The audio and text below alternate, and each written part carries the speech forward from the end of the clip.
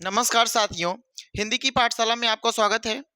साथियों, हम लोग जैसा कि आपको पता है कि हिंदी साहित्य को लेकर के हम 20-20 क्वेश्चन की सीरीज चला रहे हैं, जिसमें से आज हमारा जो सीरीज है वो 11 नंबर की सीरीज हो जाएगी।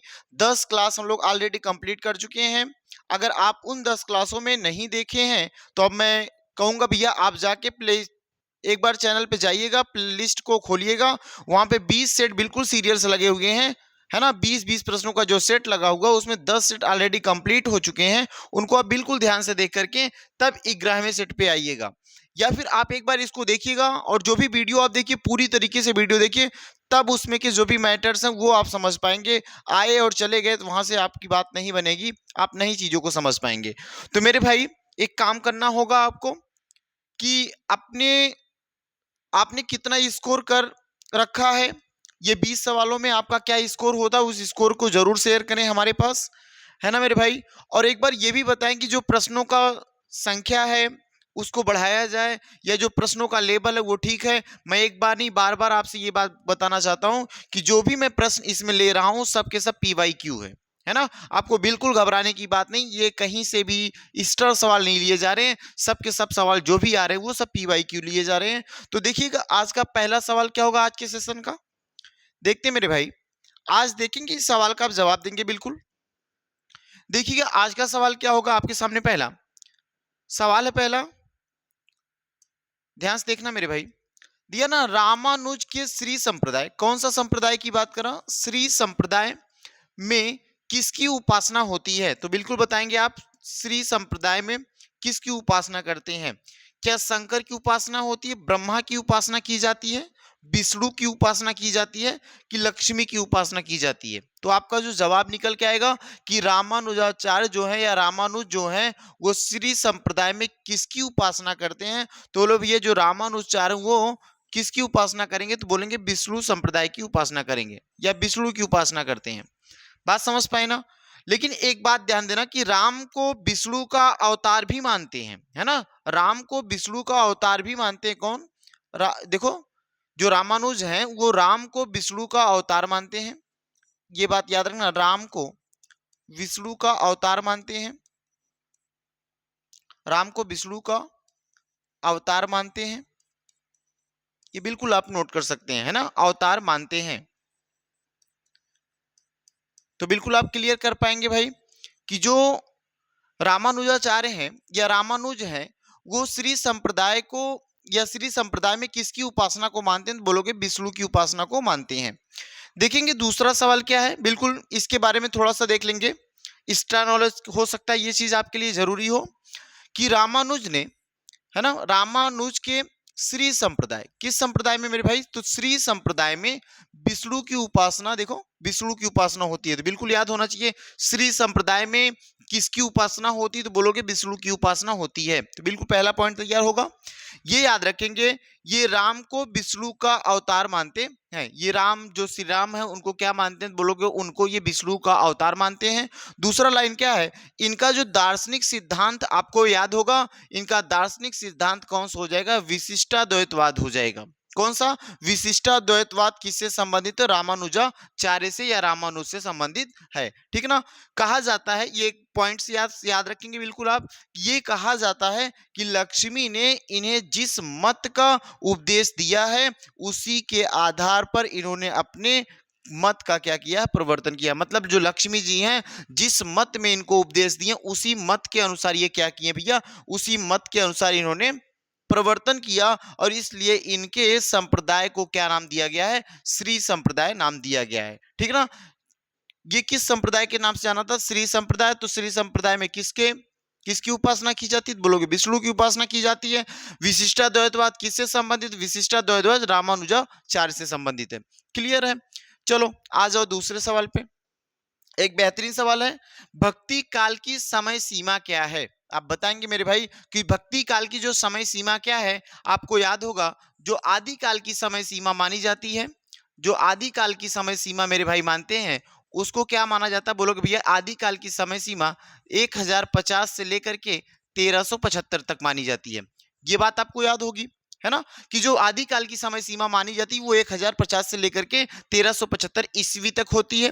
है ना। उसके बाद मेरे भाई क्या है, उसके बाद भैया यहाँ पे है भक्ति काल, है ना। इस भक्ति काल का समय सीमा क्या माना जाता है, तो आप इसका जवाब देंगे भक्ति काल का समय सीमा जो होगा भैया 1375 ईस्वी से लेकर के 1375 ईस्वी से लेकर के कितना है, तो बोलोगे भैया 1375 ईस्वी से लेकर के 1700 ईस्वी तक जो माना जाता है वो किसको माना जाता है, भक्ति काल को माना जाता है। अगर हम रीति काल की बात करेंगे तो बोलोगे भैया रीति काल का जो समय काल माना जाता है उस रीति काल का समय 1700 से लेकर के कहां तक माना जाता है, तो बोलोगे 1900 ईस्वी तक माना जाता है। ठीक है। और अगर हम और भी आज बात करें गद्य काल या आधुनिक काल की हम बात करें अगर आपसे, तो बोलोगे भाई जो आधुनिक काल आता है ना, ये तो रीति काल हो गया था, ये आधुनिक काल जो आता है तो बोलोगे सर 1900 से लेकर के जो अब तक का समय माना जाता है वो क्या माना जाता है, आधुनिक काल माना जाता है। अब आधुनिक काल को भी डिवाइड करते हैं तो वो चीज आगे हम डिटेल करेंगे। तो यहाँ पे देखो कौन सा ऑप्शन सही हो जाएगा, क्या 1275 से लेके 1700, ना भैया 1275 से नहीं 1375 यहाँ पे सही होता तो सही होता, ये गलत हो गया। 1275 से 1800 ना, ये बिल्कुल गलत, ये भी है ना। 1375 यहाँ तो सही है लेकिन 1850 ये भी गलत है। तो उपर्युक्त में से कोई नहीं, ये ऑप्शन आपका क्या हो जाएगा, राइट हो जाएगा। जो सही आंसर निकल के आएगा, बोलोगे भैया जो सही आंसर निकल के आएगा वो क्या है, तो बोलोगे सर ये सही आंसर हो जाएगा 1375 से लेकर के 1375 से लेकर के कहां तक है, 1700 तक का जो काल माना जाता है वो कौन सा काल माना जाएगा मेरे भाई, वो भक्ति काल माना जाएगा। वो कौन सा काल माना जाएगा, भक्ति काल माना जाएगा। यहां तक देख ले, किसी प्रकार की दिक्कत हो तो आपको एक बार बताएंगे, है ना। यहां तक समझ में आई ना बात, अगर यहां तक बात समझ आई तो बिल्कुल देखिए एक बार, उसके बाद हम आगे बढ़ते हैं मेरे भाई। अगर हम सन की बात कर लें, देखो सन की बात करेंगे 1318 से लेकर के 1318 ईस्वी से लेकर के, है ना, तो लिख लेंगे 1318 ईस्वी से लेकर के 1643 ईस्वी तक।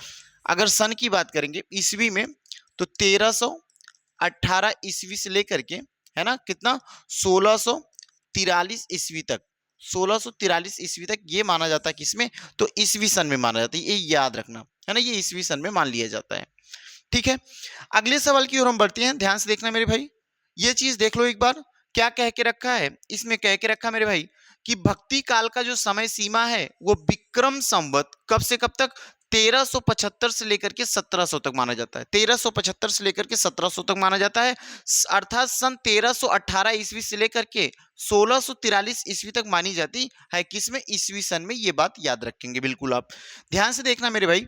तीसरा सवाल आपके सामने है, तीसरा सवाल क्या दिया है कि इनमें से कौन अलवार महिला संत है। अब बताओ ना, अलवार और नैनवार जो आता है इसको मैं पूरा डिटेल पढ़ेंगे, अभी थोड़ा सा प्रैक्टिस कर रहे हैं क्वेश्चन का, तो प्रैक्टिस जब थोड़ा सा कर ले जाएंगे उसके बाद हम इसको सब एक एक पार्ट रख के, कबीर, अलवार संतों का, है ना, अडयाल का, नैनवार का, सबका एक एक करके डिटेल हम पढ़ेंगे। तो अलवार संतों में पहली अलवार महिला कौन है, ये दक्षिण भारत के संत हैं। ऐसा माना जाता है कि जो अपने यहाँ भक्ति परंपरा स्टार्ट भी हुई है वो कहाँ से हुई है, तो दक्षिण भारत से ही प्रारंभ हुई है ना। तो अलवार संत में पहली अलवार संत अभी हमने किया भी था कि अलवार संतों में अडयाल या अंदाल बोलते हैं ना, यहाँ पे कौन सा अडाल हो जाएगा, देखो अंडाल हो जाएगा, ये सही आंसर हो जाएगा। ठीक है, कि अलवार महिला कौन सी है, बोलोगे अंडाल है। अच्छा, अलवार महिलाओं में संख्या कितनी, तो अलवार महिलाओं की बोलेंगे सर अलवार महिलाओं की जो संख्या है वो कितनी हो जाएगी मेरे भाई, अलवार महिलाओं की संख्या जो हो जाएगी 12 हो जाएगी, है ना। ये कहाँ का परंपरा हो जाएगी, ये दक्षिण भारत का, ये कहाँ का है, दक्षिण भारत संत हैं ये लोग, क्या दक्षिण भारत के संतों में इनकी गिनती की जाती है। ठीक ना, आगे देख लेते हैं, एक और बात याद रखना, यहां देखना मेरे भाई, ये कुछ पॉइंट्स दिए गए, इन पॉइंट्स को आप देखेंगे बिल्कुल ध्यान से कि भैया अलवार संत जो हैं वो दक्षिण के वैष्णव संत हैं। वो कहाँ के संत हैं, बोलोगे दक्षिण के संत हैं, दक्षिण भारत के संत हैं। और कौन वैष्णव संत हैं, इनकी संख्या कितनी मानी जाती है, तो बोलोगे अलवार संतों की जो संख्या होती है वो 12 होती है। ठीक है, देखो अडाल जो है ना, एक अडाल, अडाल जो है दक्षिण की अलवार महिला संत है। अडाल क्या भी एक महिला संत है, वो कहाँ की है, दक्षिण भारत की महिला संत है। ठीक है, जबकि सहजोबाई है ना तथा मीराबाई, ये जो दो नाम और मिलते हैं आपको, सहजोबाई नाम और मीराबाई जो नाम है, ये कहाँ की उत्तर भारत की महिला संत मानी जाती हैं। जैसा कि आपको पता होगा या पिछली कक्षा में हमने बताया था कि जो वैष्णव संत के अलवार संत हैं जिसमें हमने नाम रखा अडाल का, जो अडाल थी वो मानते ना कि अडाल श्री कृष्ण को अपना पति मानकर उनसे उनकी भक्ति में लीन हो जाती है। ठीक उसी प्रकार से कि जो मीराबाई है, मीराबाई भी जब जाती हैं है ना? जब मीराबाई भी जाती हैं और जब इनके चरण मतलब इनके शरण में जाती हैं श्री कृष्ण भगवान के, तो ये श्री कृष्ण भगवान को अपना पति मानकर उनसे इस प्रकार से अपने विरह का वर्णन करती हैं और उनके बाल लीलाओं का वर्णन करती हैं। और है ना, ये क्या मान के करती है, तो अपना पूरी तरीके से पति मान के करती है। जैसे दक्षिण भारत में, वैसे उत्तर भारत की या दक्षिण भारत की मीरा किसे कहते हैं, तो अडाल को कहते हैं, है ना?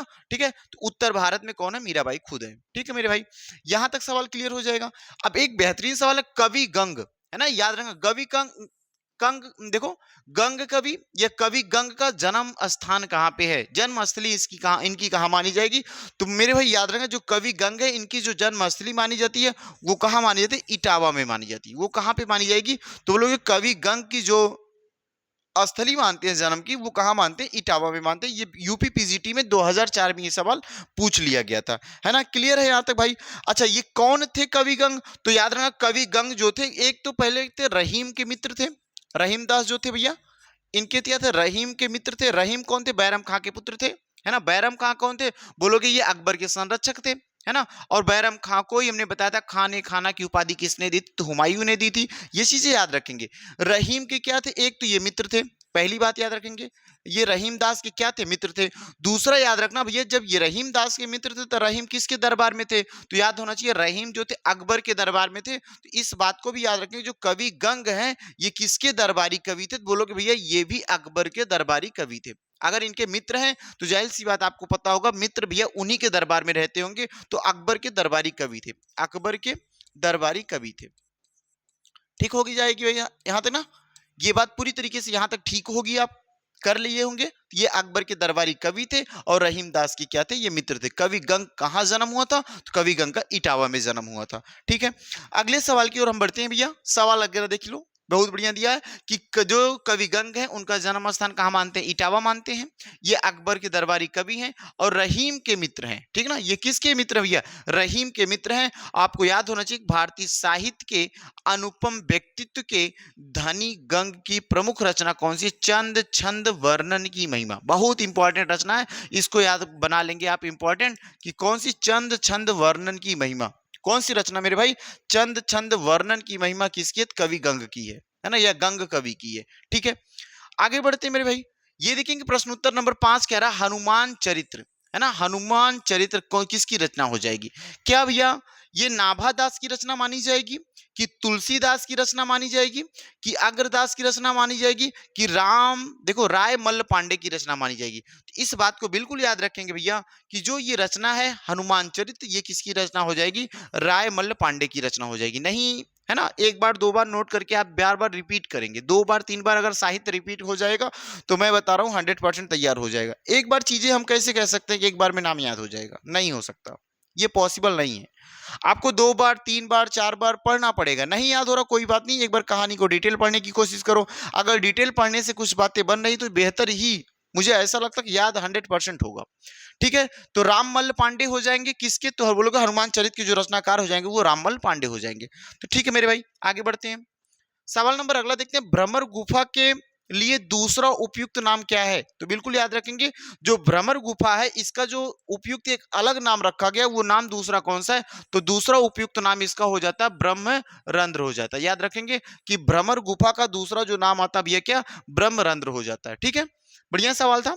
इन सवालों को देखेंगे। ये सवाल देखिए, निम्नलिखित में से कौन श्री कृष्ण भक्ति का संप्रदाय नहीं है, अब बताओ, ये बेहतर सवाल है। इसका मतलब इसमें से कोई तो 3 होगा, है ना, कोई तो 3 होगा, उसमें से एक ऐसा है जो कृष्ण देखो कृष्ण भक्ति संप्रदाय का नहीं है। तो क्या श्री वल्लभ संप्रदाय है, हरिदासी संप्रदाय है, कि गौड़ी संप्रदाय है, तो क्या तस्मुखी संप्रदाय है, तो इसका जवाब जो निकल के आना चाहिए आपका क्या हो जाएगा भैया, ऑप्शन नंबर डी लॉक करिए, ये बेहतर आंसर हो जाएगा, कि जो है ना श्री कृष्ण संप्रदाय से ये इससे रिलेट नहीं करता, बकिया श्री वल्लभ संप्रदाय, हरिदासी संप्रदाय और गौड़ी संप्रदाय जो किससे संबंधित है, तो बोलोगे ये श्री कृष्ण भक्ति से संबंधित है। ठीक है, सवाल नंबर 8वां देखते हैं। अच्छा, इसके बारे में देख लो, बेहतर सवाल दिया है यहाँ पे, कि जो तत्सुखी संप्रदाय है वो कृष्ण भक्ति संप्रदाय से संबंधित नहीं है, है ना, पहला पॉइंट ही हमने बताया कि जो तत्सुखी संप्रदाय हमारा है ये कृष्ण भक्ति से संबंधित नहीं है।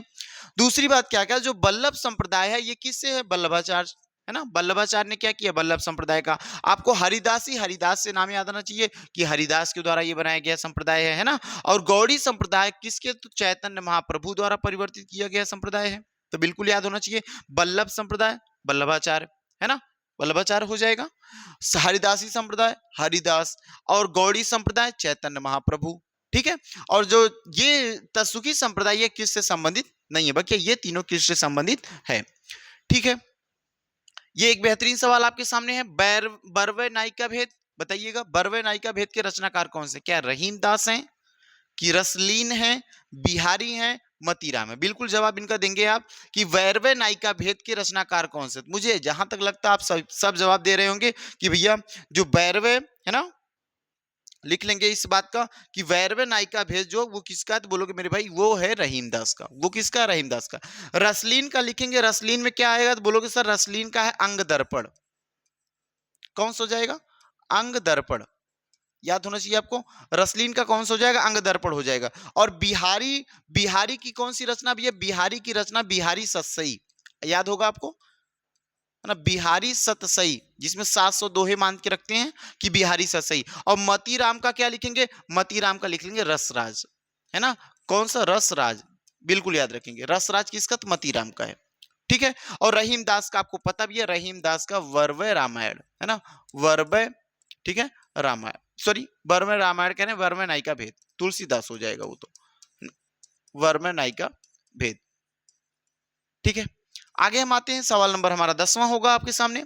ये देखिए, सॉरी 9वां है, रामचरितमानस, पद्मावत, सूरसागर, कबीर दोहावली जैसे ग्रंथ किस काल की देन है, बताइएगा। इसका जवाब क्या होगा, बोलेंगे भैया इन सबका जो जवाब निकल के आएगा, सबका सब एक ही जवाब निकल के आएगा, वो होगा कौन सा, सर ये सब कौन से काल से संबंधित है, तो ये सब भक्ति काल से संबंधित है। एक बार मुझे बताओ, जो रामचरितमानस है ना, याद रखना, रामचरितमानस जो है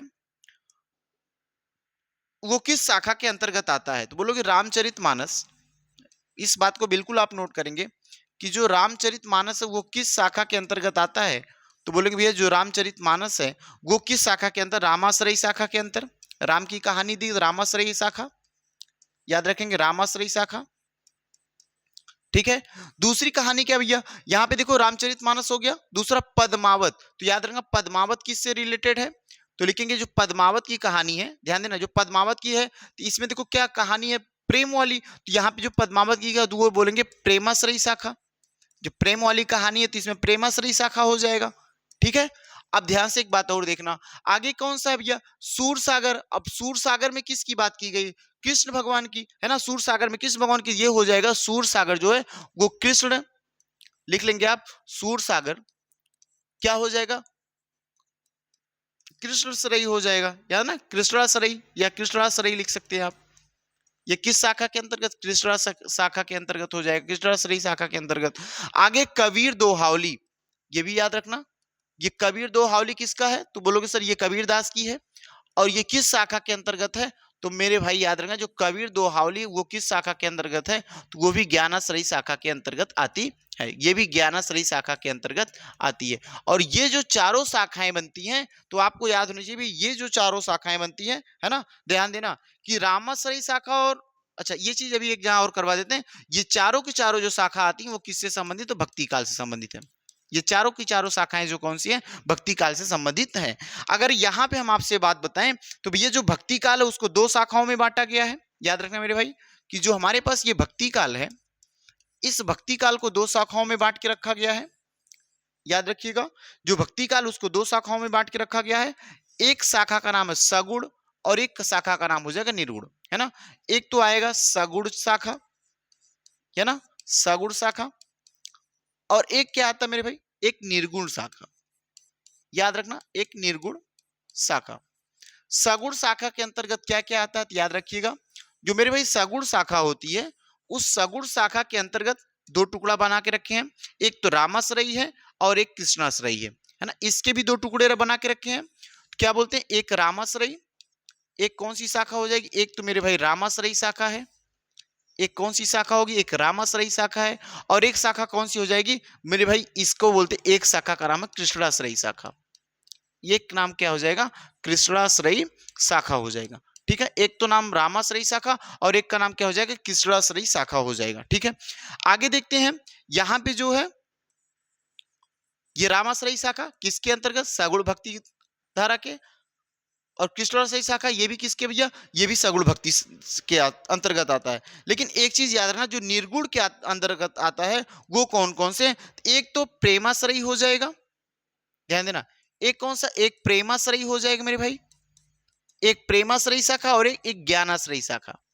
ये देखो प्रेमाश्रयी शाखा और दूसरा ज्ञानाश्रयी शाखा, इस बात को बिल्कुल आप नोट कर सकते हैं, इसको प्रेमाश्रयी शाखा और इसमें ये देखो ज्ञानाश्रयी शाखा, ये देखो हो जाएगा। ठीक है, अब ध्यान से एक बात दे, अगर पूछे कि भैया इसको कितने खंड में बांटा गया, तो बोलोगे इसके साथ जो खंडों की संख्या वो 4 है ना, ये कितने खंड, ये 4, तो एक ये रामाश्रयी, कृष्णाश्रयी, एक प्रेमाश्रयी और एक कौन सा हो जाएगा, ज्ञानाश्रयी शाखा। ये बिल्कुल आपको क्लियर होना चाहिए, ध्यान से देखेंगे।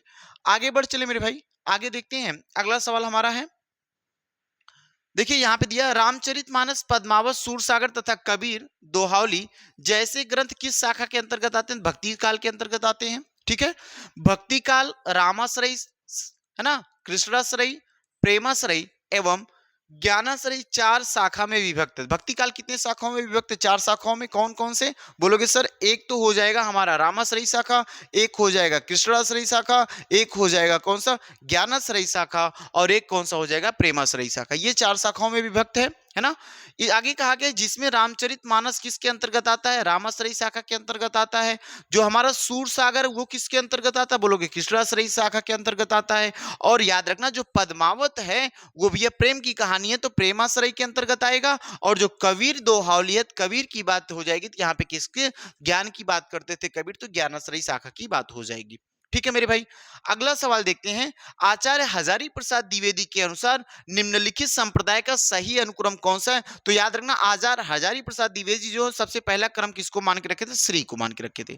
तो श्री संप्रदाय को सबसे पहले मान के रखे थे और सनकादि संप्रदाय को सबसे बाद में मान के रखे, तो श्री सनकादि 2 याद रखना। उसके बाद ब्रह्म संप्रदाय, उसके बाद रुद्र संप्रदाय। तो ऑप्शन नंबर यहाँ पे कौन सा सही हो जाएगा, ऑप्शन नंबर सी आपका क्या हो जाएगा, बिल्कुल राइट हो जाएगा। बिल्कुल याद रखेंगे कि मेरे भाई जो हजारी प्रसाद द्विवेदी हैं वो श्री संप्रदाय को पहले मानते हैं, उसके बाद ब्रह्म संप्रदाय को मानते हैं, उसके बाद रुद्र संप्रदाय को मानते हैं, उसके बाद सनकादि संप्रदाय को। बिल्कुल याद कर लेंगे, हजारी प्रसाद द्विवेदी जी के द्वारा श्री संप्रदाय को पहले, उसके बाद ब्रह्म संप्रदाय, उसके बाद रुद्र संप्रदाय, उसके बाद सनकादि संप्रदाय। ठीक है, याद होना चाहिए आपको। ये भी देखो यूजीसी नेट में सवाल 3rd पेपर में पूछा गया, जनवरी 2017 का पेपर में आया था।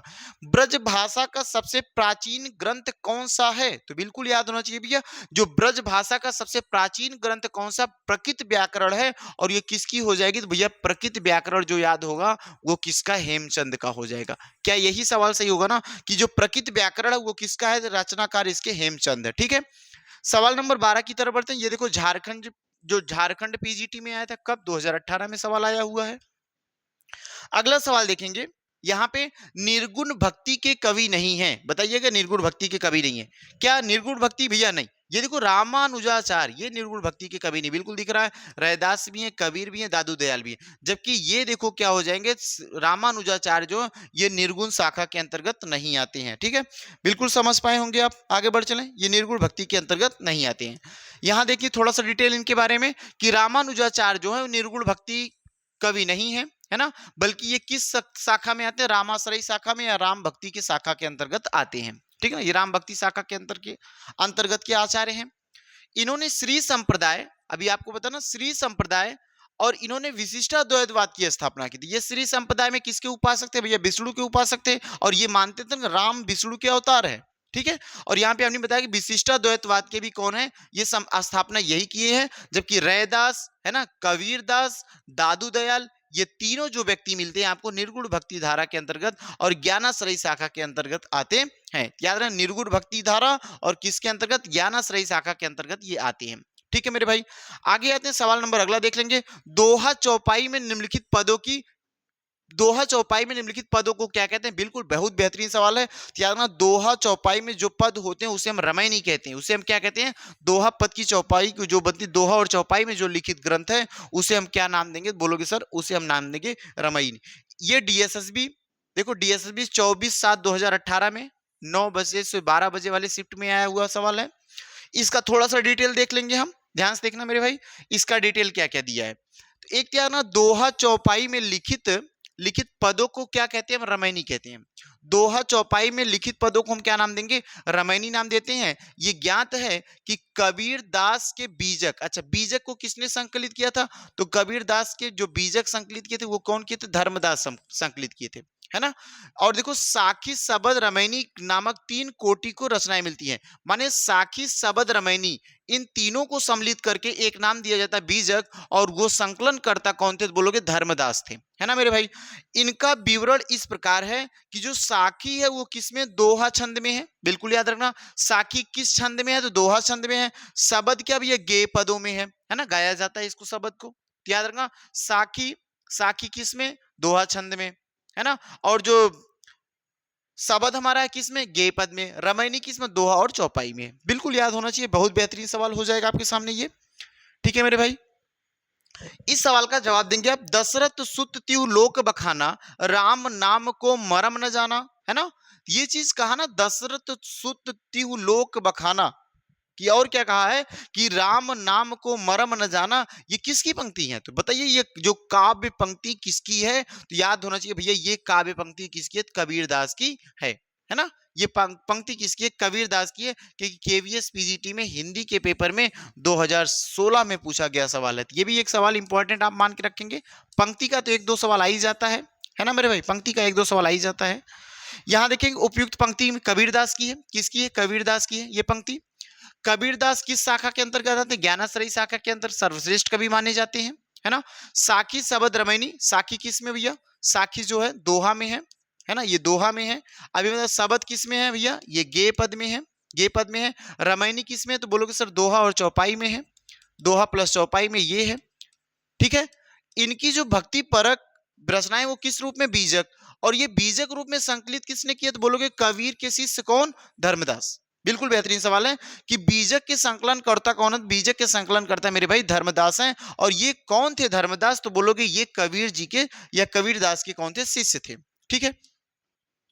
कबीर के निर्गुण पंथ का आधार भारतीय वेदांत और सूफियों का प्रेम तत्व है। यह विचार किसका, बहुत ही अच्छा विचार है। ये विचार किसने दिया, तो बोलोगे यह विचार आचार्य रामचंद्र शुक्ल ने दिया कि कबीर के निर्गुण पंथ, है ना, कबीर के निर्गुण पंथ का आधार भारतीय वेदांत और क्या, सूफियों का है ना, सूफियों का प्रेम तत्व है। कि भारतीय वेदांत और जो सूफियों का प्रेम तत्व है वो क्या हो जाएगा भैया, उसी को आधार मान के कबीर का निर्गुण पंथ बना हुआ है। और ये कथन किसका है, तो बोलोगे मेरे भाई ये कथन आचार्य रामचंद्र शुक्ल जी का, ये कथन किसका, तो आचार्य रामचंद्र शुक्ल जी का है। और एक बात याद रखना, जितने भी कथन है मैक्सिमम कथन जो है आचार्य रामचंद्र शुक्ल जी के हैं, और कुछ कथन जहां वहां पे आपको राम कुमार वर्मा के मिलेंगे, कुछ कथन आपको हजारी प्रसाद द्विवेदी के मिलेंगे, लेकिन मैक्सिमम जो कथन दिए हैं, मैक्सिमम जो लोगों के बारे में टिप्पणियां की हैं वो आचार्य रामचंद्र शुक्ल की है, और इनकी ही प्रमाणिक बातें भी मानी जाती हैं, है ना, प्रमाण भी इनका सबसे एथेंटिक माना जाता है।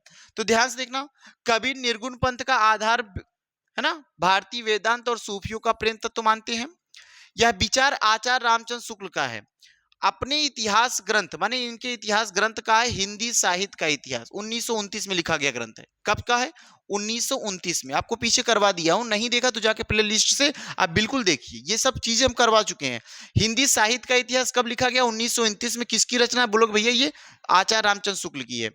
आचार्य रामचंद्र शुक्ल ने लिखा है कि ज्ञान मार्ग की बातें, ज्ञान मार्ग की बातें कबीर ने हिंदू साधु सन्यासियों से ग्रहण की, है ना। कि जो ज्ञान मार्ग की बातें हैं वो कबीर कहां से ग्रहण किए, तो सिंधु और सन्यासी मतलब सॉरी हिंदुओं और सन्यासियों से ग्रहण किए हैं। दूसरी बात क्या कहा गया है कि जिसमें सूफियों के सत्संग से उन्होंने प्रेम तत्व, याद रखना जो सूफी लोग थे, है ना, जो सूफी लोग, ज्ञान मार्ग कहां से, तो हिंदू और सन्यासियों से, और प्रेम तत्व कहां से उन्होंने उठाया, तो सूफियों से प्रेम तत्व को पाया, और इसी का मिश्रण करके उन्होंने अलग एक अपना पंथ बनाया। और उस पंथ का नाम क्या था, उस पंथ का नाम क्या था, बोलोगे भैया उस पंथ का नाम था निर्गुण पंथ। उस पंथ का नाम क्या था, निर्गुण पंथ। बिल्कुल क्लियर होगा, बहुत बेहतरीन पॉइंट था। इस पॉइंट को एक बार 2 बार पढ़िएगा आप, है ना मेरे भाई। आगे देखेंगे, इनमें से कौन सा संत कवि नहीं है, क्या कबीरदास संत है, बिल्कुल है। तुलसीदास भैया ये भी होंगे, सूरदास सॉरी सुंदरदास ये है, मलुकदास। तो आप यहाँ पे बताएंगे मेरे भाई कि जो यहाँ पे इनमें से कौन से ऐसे कवि जो संत नहीं है, कबीरदास, तुलसीदास, बताइएगा। यहाँ याद रखना जो संत कवि नहीं है वो कौन से हैं, तो बोलोगे तुलसीदास संत कवि नहीं है मेरे भाई। तुलसीदास क्या, तुलसीदास संत कवि नहीं है। आगे देखते हैं, यहाँ पे थोड़ा सा पॉइंट देखेंगे कि दिए गए कवियों में से तुलसीदास क्या संत कवि नहीं है। तुलसीदास किस शाखा के अंतर्गत आते हैं भैया, रामाश्रयी शाखा के अंतर्गत आते हैं। तुलसीदास किसके अंतर्गत, रामाश्रयी शाखा के अंतर्गत आते हैं। आचार्य रामचंद्र शुक्ल ने भक्ति काल को 4 शाखाओं में विभाजित किया है, जिनके ज्ञानाश्रयी शाखा को संत काव्य धारा भी कहा जाता है। इस पॉइंट को याद रखेंगे कि ज्ञानाश्रयी शाखा का अन्य नाम क्या हो जाएगा, तो बोलोगे संत काव्य धारा भी हो जाएगा। और इनको 4 शाखाओं में और उनसे संबंधित कुछ कवि इस प्रकार है। देखो अब आगे देखते हैं उनकी 4 शाखाएं। अभी हमने बताया ज्ञानाश्रयी शाखा है ना, प्रेमाश्रयी शाखा है, ठीक है ना, और वहां पे एक भक्ति काल में आपको हमने बता दिया, एक तो भैया रामाश्रयी शाखा है, एक कृष्णाश्रयी शाखा है। तो इसमें से देखते हैं 4 शाखाओं में पहला शाखा कौन सा है, ज्ञानाश्रयी शाखा। बहुत इंपॉर्टेंट, याद रखना ये पॉइंट्स, बिल्कुल इंपॉर्टेंट है भैया, इस बात को बिल्कुल याद रखेंगे कि ज्ञानाश्रयी शाखा के अंतर्गत कौन कौन से कवि आते हैं। तो कुछ कवियों को बिल्कुल आपको याद रखना पड़ेगा क्योंकि एग्जाम में बिल्कुल आता है। जैसे कबीरदास किसके अंतर्गत, ज्ञानाश्रयी। रैदास भैया ज्ञानाश्रयी। सुंदरदास सबसे पढ़े लिखे यही है ना, सबसे पढ़े लिखे कौन माने जाते हैं, सुंदरदास, ये भी किसके अंतर्गत है ना, ज्ञानाश्रयी। मलुकदास, दादू दयाल, ठीक है। ऐसे आएंगे भैया गुरु नानक, तलवंडी में इनका जन्म हुआ था, ये भी सवाल पूछा गया है ना। कालू कालू इनके पिता का नाम था ना, कालू जनक क्या नाम था, है ना। सिंगा कौन से हैं भैया, ज्ञानाश्रयी शाखा के अंतर्गत आएंगे। हरिदास निरंजनी भी इन्हीं के अंतर्गत आएंगे। बाबा लाल ये भी किसके अंतर्गत आएंगे, बोलोगे सर ज्ञानाश्रयी शाखा के अंतर्गत आएंगे, ठीक है। प्रेमाश्रय के देखिए मलिक मोहम्मद जायसी, इनकी रचना आपको पता है पद्मावत हो जाएगी, ठीक है। कुतुबन मंझन, ये याद होना चाहिए, कुतुबन मंझन, नूर मोहम्मद, ठीक है। उस्मान, है ना, असाइद की हंसावली, इनकी मुल्ला दाऊद, ठीक है। शेख नवी और कासिम शाह, ये इत्यादि जो कवि हैं ये किसके अंतर्गत आते हैं, प्रेमाश्रयी शाखा के अंतर्गत आते हैं। इनको 1-2 बार जरूर आप रिकॉल करिएगा, ये कहीं ना कहीं एग्जाम में एक तो सवाल बन जाता है ना मेरे भाई, और ये गलती हो जाती है क्योंकि हमको याद नहीं होता। ऐसे देखो रामाश्रयी शाखा के अंतर्गत कौन कौन से आते हैं, एक तो रंगनाथ मुनि आएंगे, रामानुजाचार्य आएंगे, है ना, और देखो यहीं से रामानंद आएंगे, फिर राघवानंद आ जाएंगे। मेरे ध्यान से देखना, कीलदास आते हैं, है ना, अग्रदास भी आते हैं इसी रामाश्रयी शाखा के अंतर्गत, नाभादास आते हैं, विष्णुदास आते हैं, गोस्वामी। एक तो ये बात याद रखना मेरे भाई कि जो हमारे पास अष्टछाप कवि हैं वो तो बिल्कुल सब आएंगे, है ना। तुलसीदास हो जाएंगे, केशव दास हो जाएंगे, है ना, कठिन काव्य का प्रेत जिन्हें हम कहते हैं केशव दास। सेनापति, प्राणचंद, चौहान इत्यादि कवि किसके अंतर्गत आते हैं, बोलोगे रामाश्रयी शाखा के अंतर्गत आते हैं। कृष्णाश्रयी शाखा के अंदर निम्बार्काचार्य, है ना, निम्बार्काचार्य, श्री भट्ट, है ना, श्री भट्ट, वल्लभाचार्य हो जाएंगे, विठलनाथ हो जाएंगे, है ना, कुंभन दास, देख लो यहाँ पे कुंभन दास, ये सब बता ना कि अष्टछाप कवियों में आएंगे। सूरदास हो जाएंगे, परमानंद दास हो जाएंगे, कृष्णदास हो जाएंगे मेरे भाई, गोविंद स्वामी हो जाएंगे, छीत स्वामी हो जाएंगे, चतुर्भुज दास हो जाएंगे, नंद दास हो जाएंगे। इसका मतलब जो कृष्णाश्रयी शाखा है इसमें अष्टछाप के कवि हैं, ध्यान से देखना, इसमें किस छाप के कवि, अष्टछाप के 8 कवि इसमें से हैं, है ना। हरिदास हैं, चैतन्य महाप्रभु हैं, हित हरिवंश हो जाएंगे, मीराबाई इन्हीं के अंतर्गत आती हैं, और रसखान भी इन्हीं के अंतर्गत आते हैं, कृष्णाश्रयी शाखा के अंतर्गत आते हैं, ठीक है। अगला सवाल हम देखते हैं, आगे सही कालक्रम वाले वर्ग को चिन्हित कीजिए। तो बताइएगा इसमें सही कालक्रम कौन सा हो जाएगा मेरे भाई, इसको जरूर आप बताएंगे कि सही कालक्रम किसका सही है, बताइएगा इसमें से सही काल। क्या कबीर पहले आए थे, है ना, क्या कबीर पहले आए थे, बोलोगे हाँ भैया कबीर पहले आए थे। कबीर का जन्म कब हुआ, तो 1398 में। कबीर का जन्म कब हुआ मेरे भाई, 1398 में। उसके बाद देखो सूरदास की बात अगर हम करें तो सूरदास का जो 1478 मान के रखते हैं, सूरदास कौन सा हो जाएगा, 1478, है ना। और यहाँ पे देखो जायसी की अगर हम बात करें तो जायसी की बात जो है 1492 हो जाता है ना, 1492 में किसका आएगा, तो जायसी का। और उसके बाद क्या, तुलसी का, तो तुलसीदास का 1532 है ना। तुलसी ने हुलसी को जाया, पिता आत्मा राम दुबे, ये चीज याद होना चाहिए। ये कब इनका जन्म हुआ था, 1532 में। तो बिल्कुल इस तरीके से आगे भी कुछ क्वेश्चन है।